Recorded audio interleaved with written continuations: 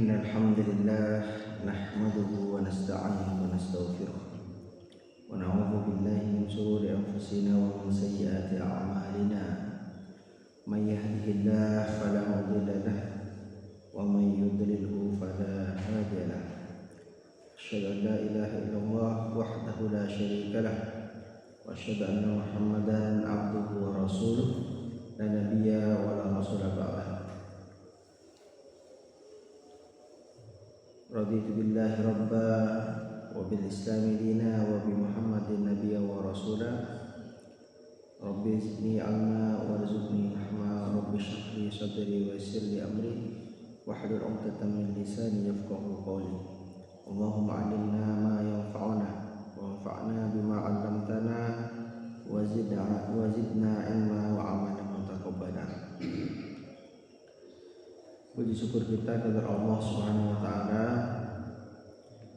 atas nikmat yang Allah berikan kepada kita, karunia yang kita rasakan setiap harinya, dan inayah Allah yang senantiasa menjaga kita. Allah telah memberikan segala nikmatnya kepada kita sebagai hambanya. Tentu nikmat-nikmat itu patut untuk kita syukuri, baik bentuk syukur kita dengan lisan atau dengan badan. Kita bersujud kepadanya, kepada Allah Subhanahu wa taala, ataupun kita memberikan sebagian dari harta kita.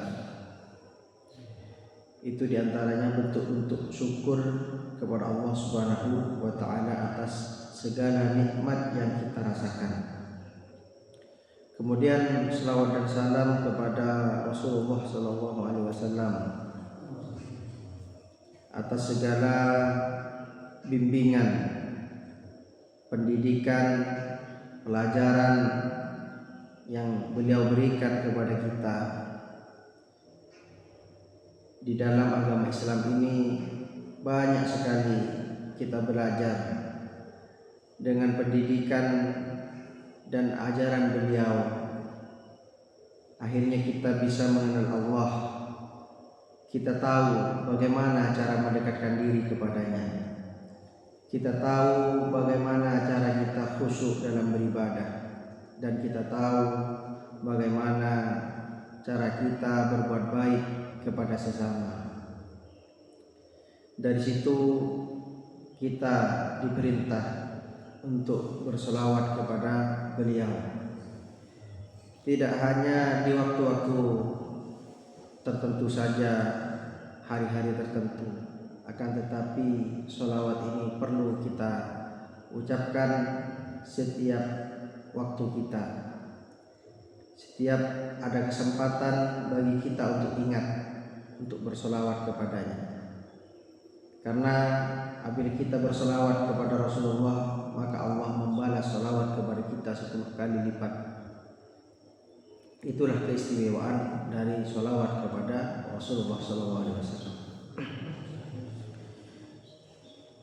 Alhamdulillah, jamaah salat subuh rahimani wa rahimakumullah. Kita pada kesempatan kali ini insyaallah akan melanjutkan bab yang ke-29. Setelah kita menyelesaikan bab yang ke-28, yaitu bab silaturahim tazidu fil umri, bahwa menyambung tali silaturahim itu dapat menambah umur. Begitu juga hadis yang akan dibahas selanjutnya ini masih ada keterkaitan, hanya tema yang sedikit berbeda, yaitu man wasala rahimahu ahabbahu ahlu. Barang siapa yang menyambung silaturahim, maka orang tersebut akan dicintai oleh keluarganya. Hadis yang ke-58. Bismillahirrahmanirrahim. Haddatsana Muhammad bin Katsir qala, telah menyampaikan kepada kami Muhammad bin Kasir dengan berkata, akhbarana Sufyan, telah menghabarkan kepada kami Sufyan, an Abi Ishaq, dari Abi Ishaq, an Maghra'i, dari Maghra', an Ibni Umar qala, dari Ibnu Umar ia berkata, ini perkataan Ibnu Umar, manittaqa rabbahu, barang siapa yang takut kepada Tuhannya,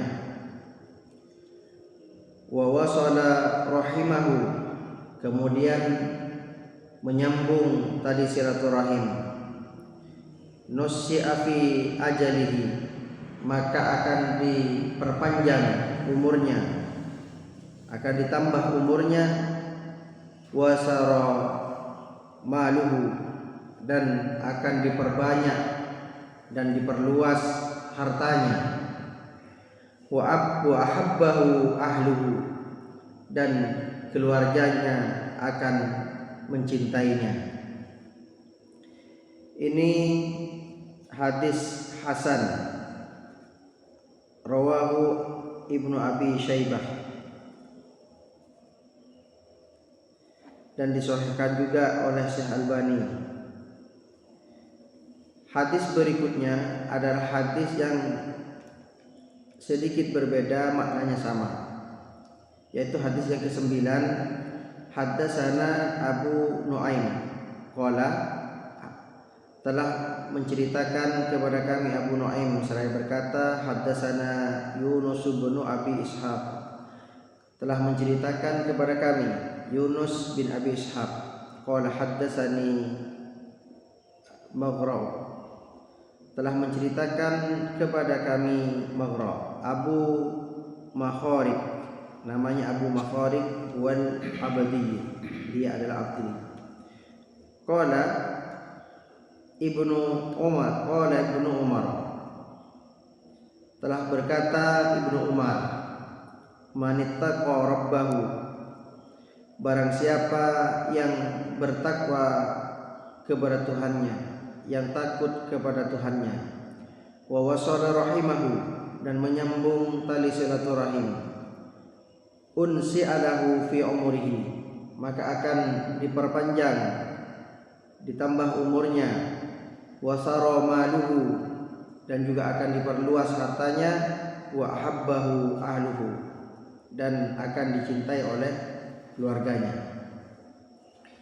Karena ini merupakan di antara bentuk seseorang ketika takwa kepada Allah, takut kepada Allah, maka apa yang Allah perintahkan akan senantiasa dia upayakan untuk dikerjakan.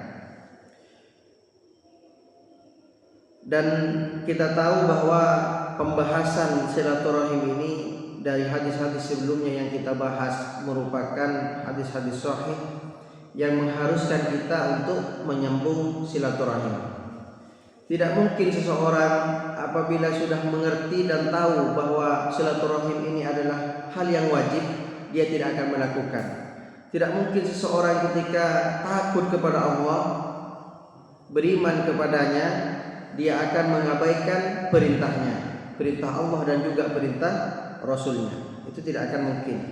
Sehingga dikatakan oleh Ibnu Umar, barang siapa yang takut kepada Allah dan juga wa wasala rahimahu, dan menyambung tali silaturahim, ini adalah tentu rentetan orang yang bertakwa dan juga akan pasti melakukan menyambung tali silaturahim. Unsi'alahu fi umrihi, akan mendapatkan yang pertama, orang tersebut diperpanjang umurnya, sebagaimana yang telah dibahas pada pertemuan yang lalu, yang insya Allah sedikit panjang tentang pendapat-pendapat diperpanjang umurnya ini. Ada yang berpendapat mungkin memang diperpanjang karena sebab-sebab tertentu, diantaranya adalah menyambung tali silaturahim ini karena ketakwaan, karena ibadah, karena berbuat baik kepada orang tua dan lain sebagainya, atau diberikan keberkahan di dalam umurnya. yang mungkin orang tersebut dalam kehidupannya dalam waktu yang sama, mungkin umur sampai 60 tahun, tetapi isi dari umur tersebut adalah isinya bermanfaat semua. Allah berikan keberkahan, banyak ibadah-ibadah yang mungkin orang itu bisa saja lalai, tapi Allah jadikan dia semangat untuk beribadah. Yang mungkin dia lalai akan zikir kepada Allah, akhirnya apa? Dia senantiasa berzikir kepada Allah Subhanahu wa taala. Allah jadikan keberkahan itu di dalam umurnya. Keberkahan di dalam beribadah, keberkahan di dalam bermuamalah dengan cara yang baik, keberkahan yang lain-lain dalam ketaatan tentunya kepada Allah Subhanahu wa taala. Itu yang pertama. Allah panjangkan atau Allah berkahkan umurnya. Dan yang kedua, akan diberikan wasara maluhu, diperluas rezekinya. Jadi ketika kita ingin mendapatkan rezeki yang banyak, mungkin menginginkan harta yang diperluas oleh Allah, tentu sambunglah tali silaturahim ini. Ada orang yang mungkin biasa saja dalam bekerja, tapi dia senang sekali untuk berkunjung ke saudaranya, terutama kepada orang tuanya, meminta doa. Maka Allah akan memberikan jalan yang luar biasa luas untuk mendapatkan rezekinya. Tapi ada mungkin orang yang kepada orang tuanya lupa untuk datang berkunjung, bersilaturahim, kepada tetangganya, kepada saudara-saudaranya enggan untuk berkunjung. Tapi Allah akan sempitkan dia. Kita lihat kadang orang tersebut sempit dalam rezekinya, padahal kalau urusan bekerja, kerjanya luar biasa. Bekerja setiap hari, setiap waktu, banting tulang, bahkan terkadang sampai lupa untuk ibadah, saking sibuknya dengan pekerjaannya. Tetapi tidak kaya-kaya. Karena apa? Karena itu sudah janji Allah. Ada banyak sebab-sebab seseorang itu kaya, di antaranya ketakwaan. Orang bekerja terus, akan tetapi apa? Dia tidak dibarengi dengan ibadah kepadanya. Padahal disebutkan sudah, iyyaka na'budu wa iyyaka nasta'in, hanya kepadamu lah kami menyembah. Maka perintah yang pertama adalah kita menyembah dulu, kita lakukan ibadah ini dulu, perintah Allah, baru nasta'in, kita memohon pertolongan. Jangan dibalik, kita meminta pertolongan, ibadahnya enggak dikerjakan. Berarti iyyaka nasta'in wa iyyaka na'budu, tidak ada seperti itu. Kita ibadah dulu kepada Allah, nyembah dulu. Perintah yang diperintahkan oleh Allah seperti silaturahim, kerjakan dulu. Baru kita nasta'in, memohon pertolongan kepada Allah, meminta keluasan rezeki. Sebab-sebab rezeki itu datang kepada kita, kita tidak mengerjakannya, bagaimana kita akan mendapatkan rezeki itu? Sedangkan sebab-sebabnya kita tidak melakukannya. Sehingga diantara sebab-sebabnya adalah takwa kepada Allah tadi, sebagaimana yang disampaikan. Terus silaturahim, maka akan diperluas oleh Allah rezekinya kepada kita. Dan tidak hanya itu, yang ketiga, menurut Ibnu Umar itu ahabbahu ahluhu, keluarganya akan mencintainya. Dalam artian siapapun yang kita datangi untuk silaturahim pasti akan senang kepada kita. Kenapa? Karena kita ketika dikunjungi oleh saudara kita misalkan, kita akan merasa senang, kita akan betul-betul seakan-akan terasa dianggap oleh orang yang datang ke rumah kita berkunjung. Jadi ketika kita berkunjung kepada rumah seseorang, itu bukan berarti ada keperluan apa, tetapi memang itu adalah kewajiban bagi kita untuk datang, untuk silaturahim. Walaupun sekedar tegur sapa, kita berbicara, baik itu berbicara kebaikan di dalamnya mungkin, itu merupakan perintah yang akan menjadikan saling cinta. Lebih-lebih misalkan kita ke rumah keluarga kita memberikan sedikit harta yang kita miliki, maka itu jauh lebih baik, karena tahabu, salinglah memberi hadiah, salinglah memberi, maka akan timbul rasa saling untuk mencintai. Itu perintah Rasulullah. Dan ini senada semuanya dengan hadis-hadis yang sahih yang telah mungkin kita pernah dengar atau yang kita bahas sebelumnya, yaitu akan menimbulkan rasa cinta di antara kita dengan keluarga kita. Itu mungkin dua hadis yang dapat kami sampaikan, dan kedua-duanya ini juga sama, hadis-hadis yang hasan. Hasan ini hadis yang baik, derajatnya di bawah sahih, dan bisa disebutkan hasan ini juga hadis yang sahih, hadis yang dapat diterima. Dan semoga ini bisa diamalkan dalam kehidupan kita sehari-hari dan bisa bermanfaat bagi kita. Amin Allahumma amin. Apabila ada kesalahan mohon dimaafkan dan mohon dikoreksi, dan karena itu datangnya dari saya. Tapi kalau ada kebenaran itu murni datangnya dari Allah Subhanahu wa taala. Aqulu qouli hadza wa astaghfirullah li wa lakum wa li sa'iril muslimin wal muslimat fastaghfiruhu innahu huwal ghafurur rahim. Assalamu alaikum warahmatullahi wabarakatuh.